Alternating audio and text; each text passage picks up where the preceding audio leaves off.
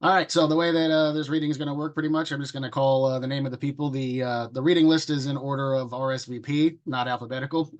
So basically, it's in where it is in the lineup. Going to call your name. You can unmute yourself. Read your poem and all that. Everybody, you can unmute when you want to clap or show applause, because otherwise it'll just be silent. But during the reading, it'd be good if you could, keep your microphones muted unless you yourself are reading, because we don't want cats falling in toilets in the background and all that. So. All right, so let's get this party started. The first one on the list actually to read. Uh, Ron Shapiro, you're in the house. Yes, I am. Thank you very much. Thank Uh, you. this poem is about a meditation teacher, Jennifer, and it's dedicated to her. Teaching truth. I could listen to her voice hour after hour, those words and pauses filling me up, engaging in the moment, inspiring calm and introspection, reflecting without judgment, completing the moment while I sit on this chair. She wastes not a word, welcoming the body to relax, the mind to slow down, and the heart to open. Syllable after syllable flows like water, all the while quenching my spiritual thirst. Serving a cup of wisdom, grounded in her experience living on sacred ground for a dozen years or so, her words find what exists behind the veiled curtain of these moments together. Though she joins us for only 30 minutes, time seems to expand. Her meditation guidance, akin to gently dropping a pebble into our consciousness, leads us deeper within, reminding us of how sacred this life is. How grateful for this time together. What have I done to deserve such grace? And how to say thank you, other than to share this joy with others on the path. Thank you.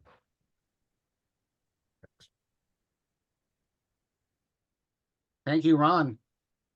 Yeah, for one poem in, and we're already seeing, just what kind of powerful poetry that we have in this thing. Really excited for this marathon. Um, Next on the list is she in the house is Laura Gerard in the house. Hi. Hello, there you are. Hi. Um, so I'm Laura Gerard. I live in Washington, and this is a poem that I wrote not too long ago. Finally, trust in the unseen. I have not known fully what it means to give corporal concerns to God. How does the external erase human challenges, fears, disappointments? How can a cloud contain anger and upset? How do I hand over warped feelings, physical despair, in a wrapped package without leaking insecurity, doubt, or plain old discouragement? How do I relinquish will when there's still an ounce of energy to do something, anything about it? Hand it over to God. Yeah, right. Easier saying by a born again than authentically done. Then the rubber band around my health breaks. Decisions about cancer are not solely mine. Doctors can be wrong. Medicines may not work. A body has a mind of its own. I cannot handle the enormity of this lethal responsibility. This level of survival is far above my earthly pay grade. I need more than myself. Trust in a higher outcome. Trust in every test result, even if it means end of life. Now that choice in this vital matter is uncertain, I pray over every dahlia dilemma, from the smallest bloom to the entire field of concern. Stop my calling, ask for what I want, burn my incessant incense, release smoke to the above. An answered prayer isn't the wedding bouquet, it's the toss. Thank you very much. Thank you, Laura. Yeah, again, like this is why, like, I love this topic, and faith and poetry about faith. It's just there's so much good stuff that came out of this. Uh, thank you again, Lynette Esposito. Yep. I see you there. Got to unmute, Lynette. Working on it, working on it. There you are. This is Lynette Esposito from Mount Laurel, New Jersey. I wrote this poem because when you go to church, you're not alone. There's so many things there we don't understand. It's called Every Other Sunday. Long silent pews hold ancestors' ghosts every other Sunday after the children sing. If you listen, you can hear long gone grandparents whisper with reverent spirit voices. That's my Johnny. Melissa's pitch is perfect. Little Joe has the best voice. Kneeling there, I don't know which is song and which is whisper. Both sound like prayer.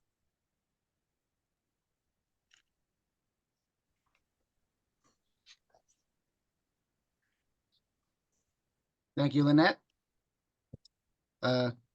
Judy Turek was next, but I think she dropped out, so wait till she comes back in. So next up, Nick Hale. Hey, James. Hey, everybody. How's it going, Nick? All right. How are you? Good. Seem a little busy running the reading. So this one is Envy. The bottom falls out, crumpled like wet cardboard under the stones of realism. As if as if among a lifetime of failure an example eludes me. As if success of others cuts a loss for me.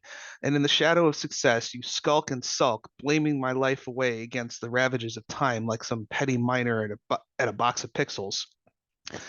Bleed excuses from the self-inflicted 1,000 cuts, eyes not knowing what the left hand is doing.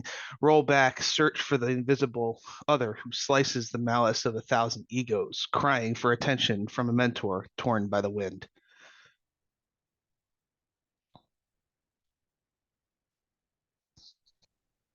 Thank you, Nick. I see a lot of silent clapping and silent snapping in the background, so awesome. Like I said, everybody, you can unmute temporarily if you want to clap. We just want silence during the reading, so it doesn't have stuff in the background. Next up, Avery Wrist. Hello. Unfortunately, even though, oh, there it is. There's a camera. Excellent. It There you are. turned on. It started speaking.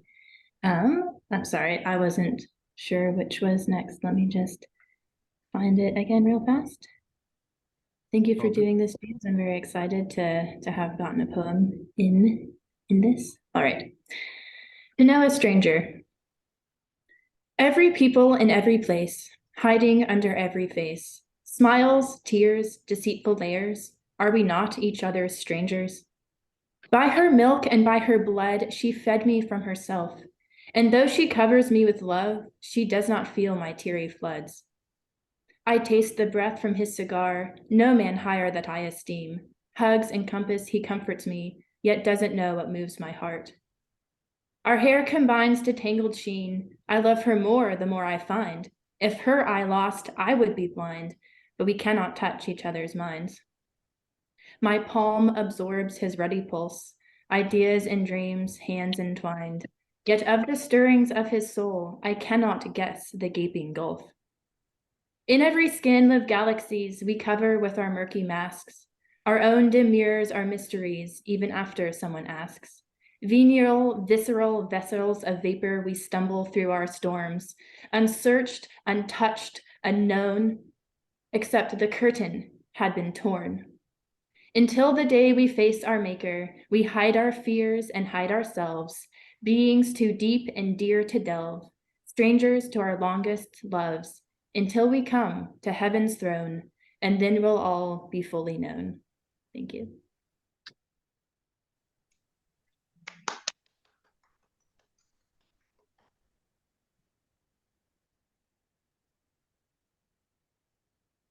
Next on the list, I don't see Allison Farbuck in the house, so if she comes in later, then she'll go there.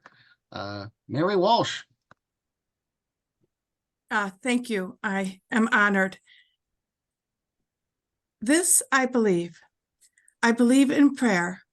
It's not an unflagging belief marked with any confidence that a prayer will help, nor is it an unwavering belief that holds firm when confronted with evidence to the contrary. It's not a dogmatic belief that the right words said at the right time, in the right way, can sell my house, find my keys, or save my child. Rather, it is a belief born in hope, the sort of hope that extends a hand, searches a room, plows ahead, the sort of hope that offers solace, drowns loneliness, gives life.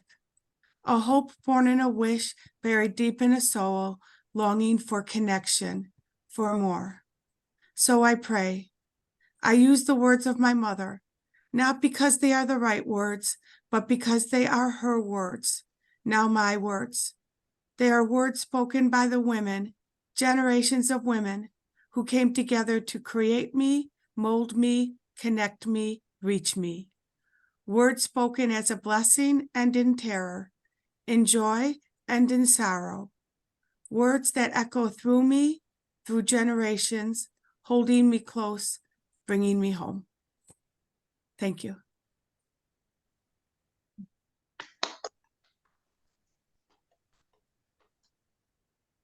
Thank you, Mary. Okay, we got her back. Let's give it up for the Purple Poetess, Judy J.R. Turek. Thank you.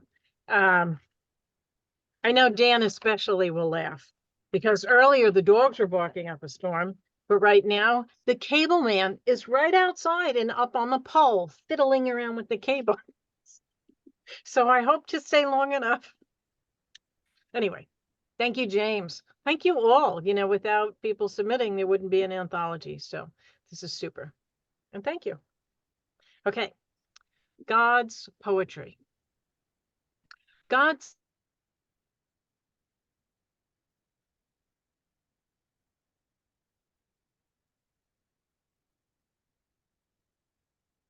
think the cable man is having his due. I think so. That was a great freeze frame, though, I have to say. I mean, just kind of ended on God's. It's almost like it was, divine intervention for that moment. Okay, well, I guess we'll give the cable man his due again, like I said, a little bit to come back in. Don't worry, Judy's persistent. We will get her poem, actually. Though, speaking of Daniel Kerr, you're next. So here's a nice, safe topic. This poem is about the Virgin Mary and abortion. And it's called Keep Your Rosaries Off My Ovaries. When word leaked that the Supreme Court was about to overturn Roe versus Wade, angry mobs descended on the homes of Supreme Court justices, shouting and carrying signs saying, "Keep your rosaries off my ovaries." Did any of these citizens violating federal law against intimidating federal judges ever read or say the words included in a rosary? Do they know the story of an unwed mother of 14 in a culture that stoned to death mothers pregnant out of wedlock, and the choice she made to be the mother of Jesus? What if Planned Parenthood had gotten to Mary before she visited her pregnant cousin Elizabeth, and the baby in her womb leapt for joy knowing Mary was carrying the mother of God? What if other unplanned pregnancies throughout history had been aborted?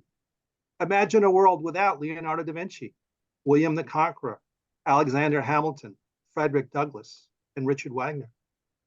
What if Lawrence of Arabia, Sarah Bernhardt, Marilyn Monroe, Steve Jobs, and Oprah Winfrey had been killed before birth in their mother's womb? What if your own mother had made a different choice? In a world where strong women are role models to be celebrated, why denigrate the most influential woman in the history of the world? Who better understands pregnant women and unborn babies in their wombs than the Virgin Mary? Perhaps the world would be a better place if more people said the rosary and better understood the choice that Mary made to let her baby be born. Amen. Thank you. Thank you, Daniel. Next up, all the way up in Canada, Glenda Walker Hobbs. Yeah. Can you hear me? Yep. Oh, I always forget to unmute.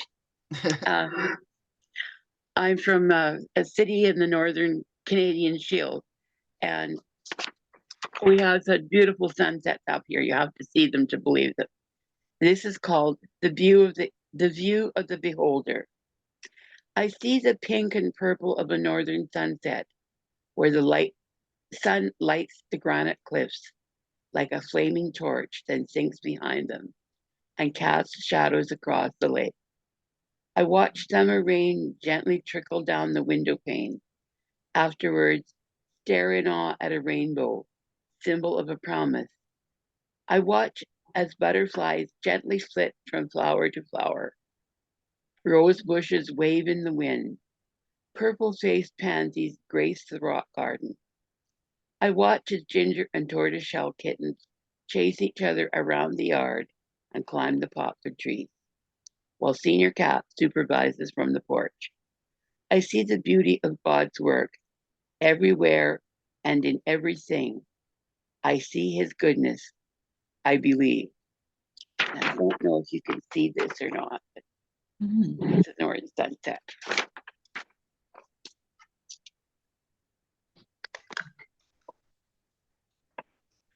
Thank you, Glenda. Yeah, we can see the picture, though I'm sure that the picture doesn't do it justice based on your description. Next up, Allison Davis.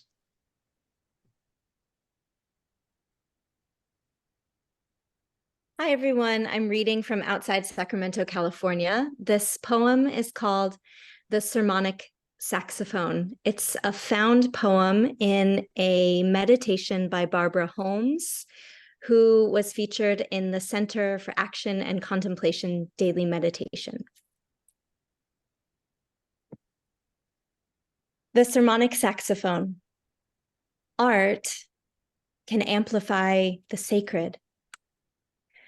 On occasion, we turn our attention to Billy's sultry torch songs and are startled, as if the mysteries tune the message to our own hearing, a cosmos you can almost reach in the high notes.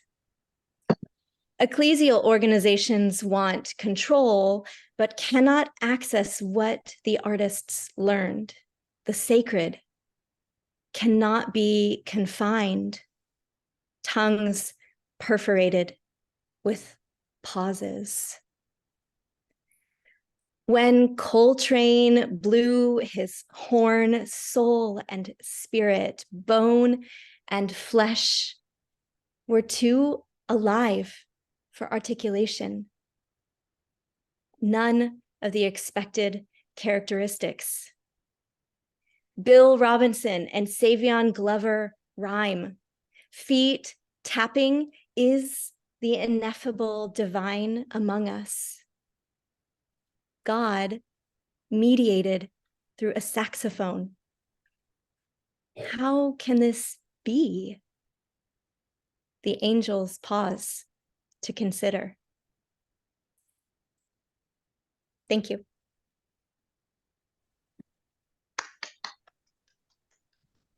I, for one, love found poetry. Thank you, Allison. Next up, Elizabeth Singletary.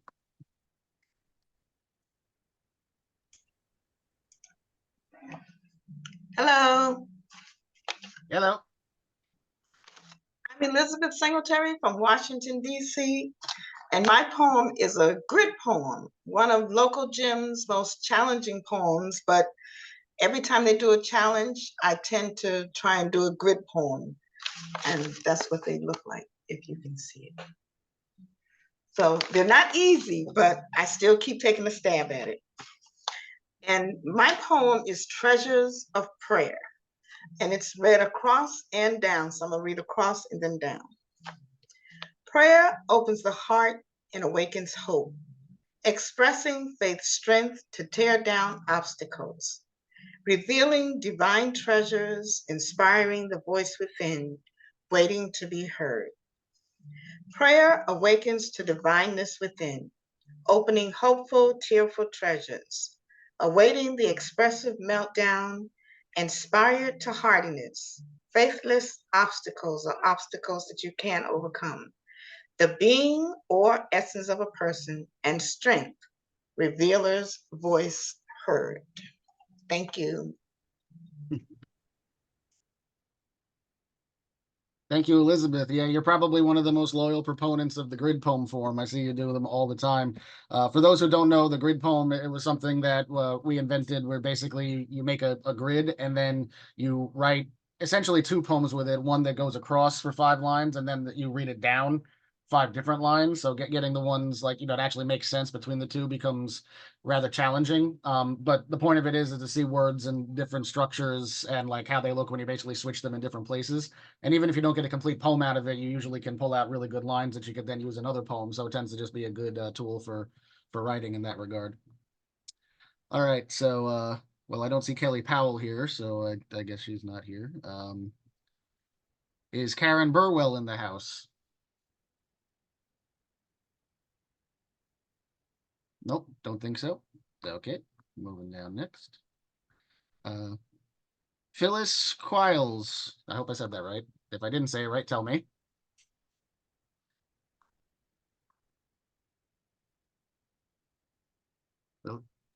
Hello, Hello, there you are. I am Phyllis Keeles. Hello, everyone. Okay. Holidays. I'm very happy and honored to read my poem. It's called Undoubtedly Thine. The world's so cold sometimes. Want to turn inside and hide. That's when, just then, you visit my mind. With you, I find peace in a troubled time. You reach for my hand, you understand. You shoulder my load with patience untold. You sing your song. I, in disharmony, hum along. You don't ask for much as you gently touch. When I fail in me, you request I turn to thee. You never deceive. All you ask is that I believe, confess, profess, undoubtedly. Thank you.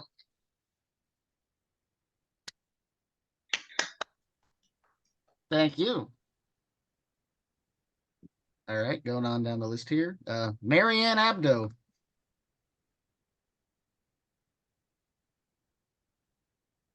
Oh, You had it.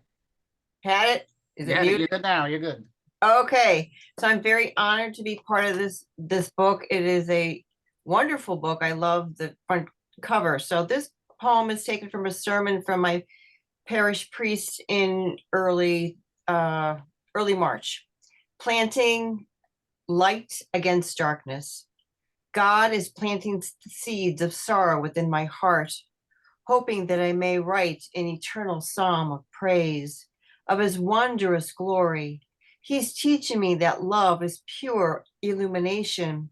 He's teaching me that fear is like diagramming sentences, shooting out in wild directions, like the nouns of discourse and division, to the verbs of anger and hate.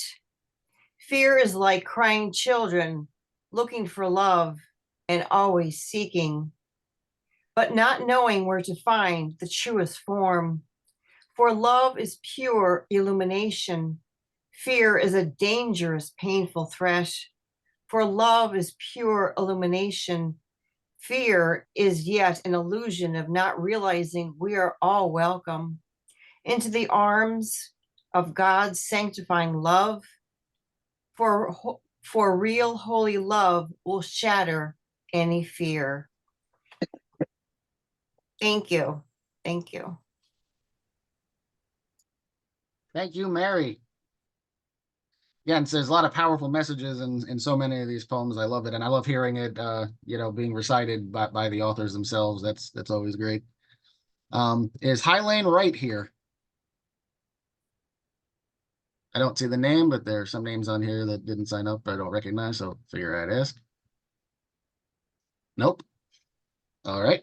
Well, John J. Tucker, I see you're here. You up to read? Yes. Hey, John. Yes. Good afternoon. Good afternoon.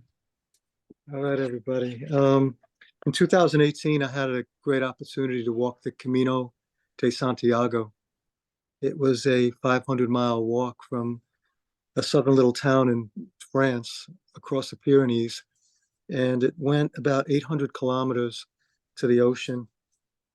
It was a wonderful experience. It took about 45 days, and I came up with a poem out of it, and it's titled Santaras, and here it is. Wind, rain, hills of Spain, we will journey onward, friend, leaving many a pilgrim weary during their beginning and their end. Footprints lay deep in sand, followed from near and far, and through the clouds we'll find the sun, heaven's brightest star. If the day shall ever come in which we felt alone, we'll think of loved ones waiting patiently in our homes and pray to those our favorites who have gone the way, their blessed names etched in stone. We will journey onward, friend, as we saunter quietly along, our minds to fill with wonder, our hearts abound with song. In hopes our thoughts amount to much, such as those of Christ, loyal sons of thunder. Friend, alas, our journey ends at the tomb of the most holy apostle James. Our faith stands tall, it's to our knees will fall, and across the page, our pilgrim names have been bestowed upon Compostela. Thank you. Thank you very much. Thank you, John. Thank you. Ann Coltman, I see you over there. You ready?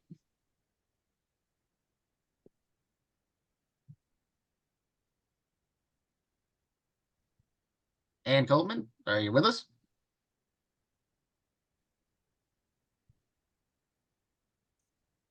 If you are, you're muted.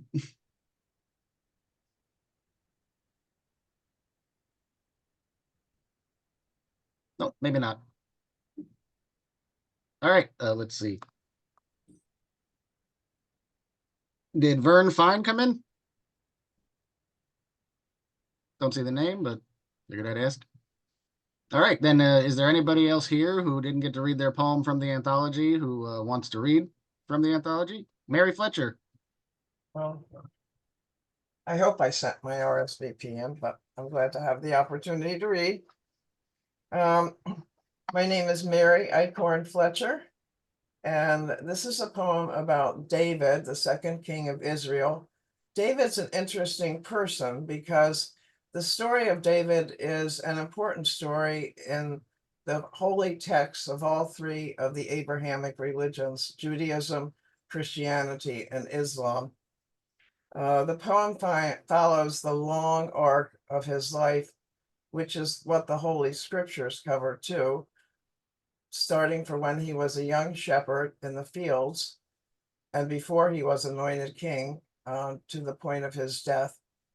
The reason I wrote about David is I think he's one of the greatest poets that I've ever had the privilege to read, and he plays an important role in the lineage of Jesus. David, son of Jesse in Judah. The epigraph reads, "My bones were not hidden from you when I was made in secret, when I was woven in the depths of the earth. Your eyes saw me as an embryo. All its parts were written in your book regarding the days when they were formed, before any of them existed." Of David, a melody. Psalm 139, verses 15 and 16. David, son of Jesse in Judah. Before he was a king, he was a poet, and he was a boy, and perhaps, surely, a poet before that. He was a poet before he slew a lion and a bear, or killed a giant with a stone from the valley of Elah, or before he had Uriah slain. He played the harp and wrote melody and song before he was a soldier. How did he learn? How did he learn to be a poet? From his sister, or maybe from the blind man living in the town? No tutelage in drafty practice rooms to learn harmonics, nor drowsy, dim-lit abbey lectures on homiletics or the history of the church were required to write his psalms. At night in the rocky fields above Bethlehem, as he lay awake, this eighth son of Ohed's son, he listened and he studied. Solfeggio, when the wind wound round his shoulders and instructed him. And Calavacci, when the soft sleeping of the soft breathing of the sleeping sheep whispered in his ears. Prosody and poesy and simile and composition and scoring he learned, all of them, as he lay upon his couch of grass, taught not by ancient tutors, but by the glories of the heavens and the silent hallelujahs of the stars. David was a shepherd before he stepped out of that block of stone from Carrara and into history. Before he left the hands of the sculptor, barely more than a boy himself. But as he lay old and dying on his divan, David, king of Israel, not born, but chosen king, did he smile as he remembered not a monarch's privilege and pompery, but boyhood nights alone in fields with sheep. The Lord is my shepherd. And the metaphor and music of the midnight skies, surely goodness and mercy, and the mystery of the dark Judean hills, and I will dwell in the house of the Lord forever.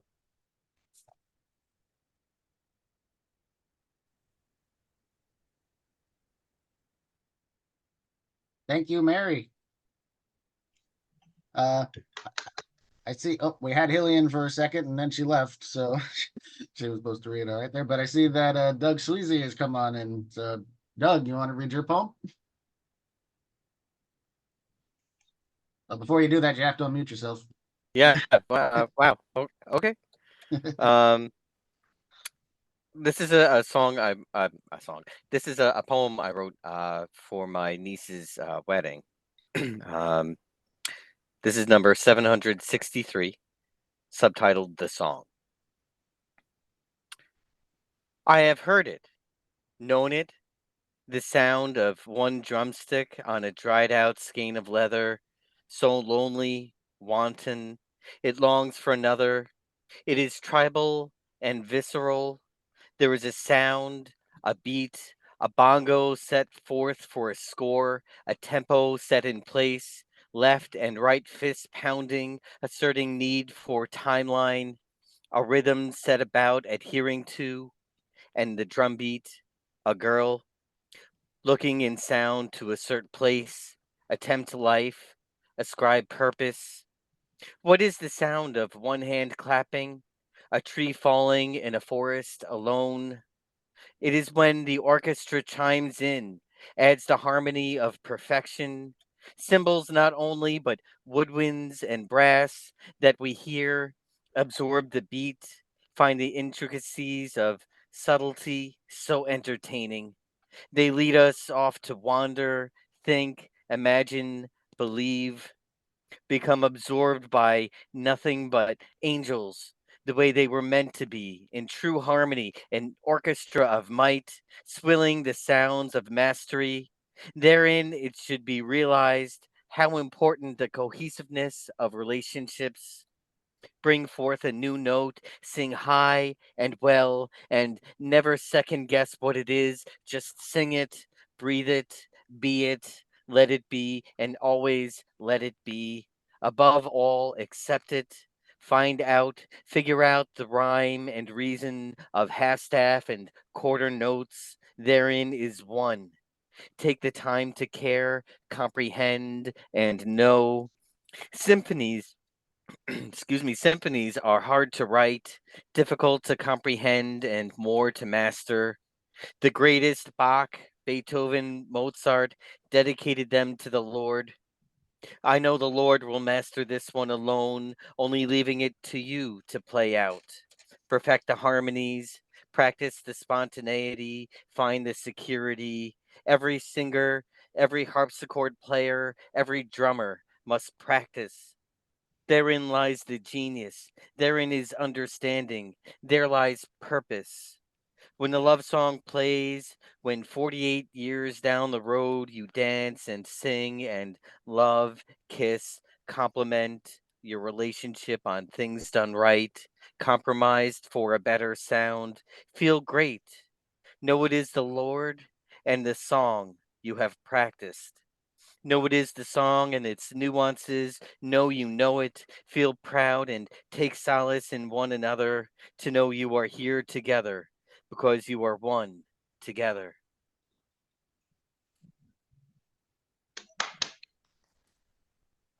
Thank you. Thank you, Doug.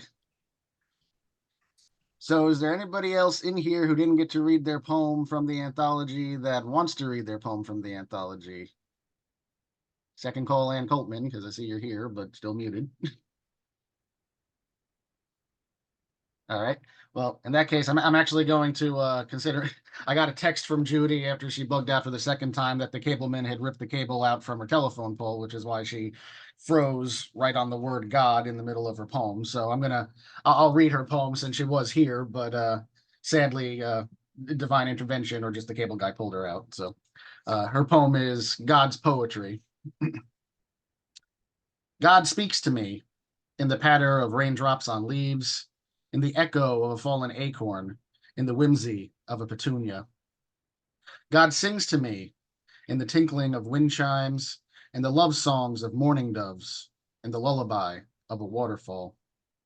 God smiles at me in the merriment of the sun, in the eye of a daisy, in the laughter of the clouds.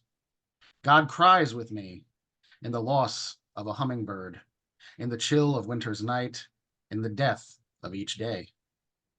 God whispers to me in the fertility of a violet, in the breath of an August evening, in the answers to my prayers. So, thank you, Judy, and hope you have cable by the evening. All right, so final call for anybody else if they didn't get a chance to read theirs. Otherwise, I'm going to read my poem. Let's see. Nope. Nope. Looks like everybody in here got theirs through. Okay. So, first of all, thank you all for being here for this reading, because this is, hearing all this stuff. I mean, reading it obviously is one thing. I love doing that as an editor and a publisher, but actually getting to hear the poets and their voices is really great. I get to do that a lot also, but, this reading in particular, there's people from all over the place, like all over the world, really, Canada, California, that foreign land of New Jersey. So it's like we get to see all this here. So that's really good. My poem is called Finding Faith, and actually kind of good that Daniel Kerr is here, because actually this poem was sort of inspired by something that happened at one of the All Souls readings that he did used to be in person. Now it's mostly at Zoom, but at the All Souls Church where he's from, they actually recited a poem from David White where it's about wanting to write about faith. But having no faith himself, and that poem really stuck with me and got me to thinking about how just faith, how important faith is in general, just overall. And so this is sort of a response poem called Finding Faith for David White. You said you want to write about faith, about the way the moon rises night after night, but claim you have no faith yourself. Claim you have no faith yourself, but you, fair sir, have more faith than your small poem, the first prayer you offered us. How else could you rise in the morning, day after day? How else could you look up at the rain and still believe in the existence of the sun? How could you take a breath knowing that the air that you need would be there in abundance? How could we make all those small decisions that drive our lives forward, for none of us move fully knowing, despite what we tell ourselves? So go ahead, my friend, and write about faith, because you and I and everyone have more of it deep down written into us than we can ever fully know.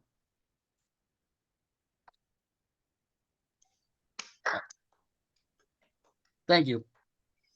Yeah, that was there was a line once, I think Tony Robbins said in a thing about faith in your actions. I mean, he was talking about it more from the standpoint of business ventures and all of that, but still applies.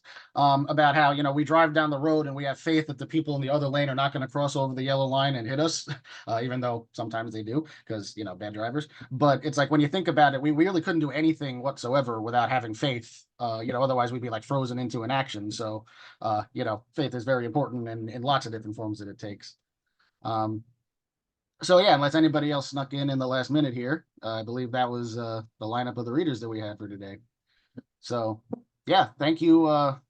Thank you all for being a part of this. This was really great. You could all unmute now, and we could actually have a really sounding clap or whatever if you want. Anybody that wants to give sentiments or whatever, we can for a couple of minutes because now we don't have to worry about cats falling in toilets while we're reading our poems. So. This was really wonderful. And Judy's poem, actually, when I get up in the morning, I hear the birds. That's my morning wake up call. But I sit there and just listen to them because sometimes they actually have a tune going. And I wake up joyful. And when I walk outside and feel the air, whether it's cold or sunny, it's like, and I'm probably the only one walking to my car in traffic, just all in a whole nother world, just enjoying God's beauty. So that poem kind of spoke about how I feel a lot of times when I get up in the morning. And this whole reading was just beautiful, just beautiful. Thank you, Elizabeth. Yeah, I was thinking of like similar things, listening to Jew stuff because I think when we all kind of stop and really just take measure of everything that how pretty much everything is a miracle. That's really kind of the key to happiness. Like we live in a culture that's so focused on all the things that aren't going right and what we don't have, and it's like we're just sometimes we're just oblivious to how great everything actually is and how well it all actually works and all that stuff. In the chat here, we have a question: will there be a part two? Of the reading, maybe. We have poets in this from all over the place. I was actually thinking there's a small concentration of us on Long Island. We might actually do an in-person reading, on Long Island at some point. The thing is like the great thing about this book is there's poets all over the world. The bad thing about it is there's poets all over the world. So actually going to all the places in the world to read them is a little hard. But there's definitely going to be more of these anthologies though. We're definitely at least going to make this an annual thing at this point. Maybe we'll even do like some locally concentrated ones so we could actually do stuff like that. And Glenda, the anthology is available now. We actually just got like a bunch of stuff in. We're fulfilling a lot of the orders that came in right now. We just got the big shipment this week, and it is up on Amazon and all that. So it should be going out. I know shipping is kind of crazy right now. It's the holidays. Things are a little bit behind, but they're all going out. So it's all good. Where is the bookstore on Long Island? It's in East Northport, so Suffolk County, 250 Larkfield Road, the Dog-Eared Barge Bookshop. So we do have copies here. So I know for some of you it's a little bit far based on hearing that, but if you want to take a little stroll down from Canada, over here, or a little stroll to California, or whatever. I know it's really, really far for you, Doug. I know you got you guys.